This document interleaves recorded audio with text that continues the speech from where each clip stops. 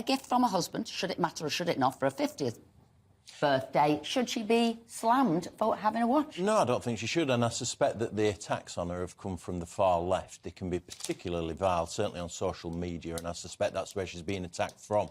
And what people on the left have to be careful of is looking spiteful, because I think the broader public will really actually be quite happy with her to wear the watch and, you know, and celebrate the fact that she can afford it or that it's a gift from her husband or wherever it's come from.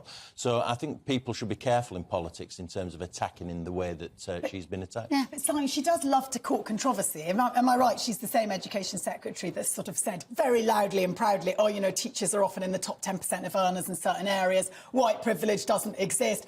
I mean, she's not somebody who shies away from making a stand. And therefore, if other people want to say, look, this is the Secretary of State, she's got a thumping great 10 grand watch, all I would say is this is testimony, surely, to a Conservative minister really believing that Rishi Sunak's government is policing the streets effectively. I would not go around with a 10 grand Rolex watch and waving it above my head and goodness knows what. But do you think Jan had a point that, you know, people don't like to see people from humble backgrounds sort of doing well? Is this an inverted snobbery in one way or another? I think that brands, really expensive brands, there's a snobism around them. They're seen as vulgar. You know, the truly posh don't always flaunt their wealth. Not a Rolex, surely. That's a classical one. No, I think it's ostentatious.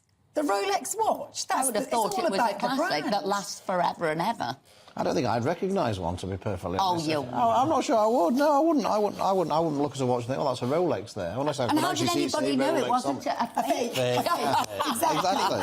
But precisely, and that's about her. She wants us to know, I'm all right, Jack. There's a bit of subliminal messaging going on there. I mean, she is working for a Prime Minister who's richer than a conspiracy thief. But doesn't she just want to wear a watch that her husband bought her for her birthday? I mean, what's wrong with that? Well, there's nothing wrong, but she is also preaching to us about how well-paid teachers are in the second breath. I mean, but I think politicians have to be aware. There is a big political issue here, and it relates to Rishi Sunak, and you mentioned that. And I think Labour have been really careful about not attacking Rishi Sunak over his wealth, because the public will frown upon it. If they do that, and some on the far left of the Labour Party, I suspect, will, I think they'll be on to... So was she politically naive? Was she politically naive wearing this? Or do you think it was like a...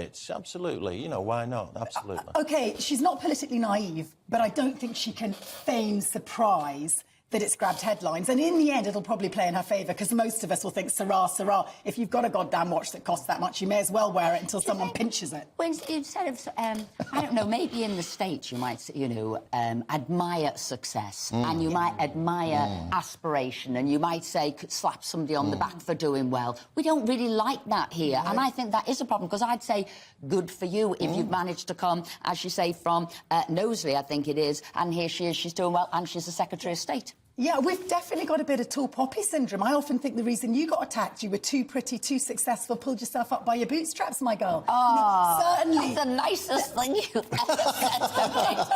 I'm still waiting for you to say something nice about me. No. You'll be waiting for a bit longer. Keep waiting, my friend.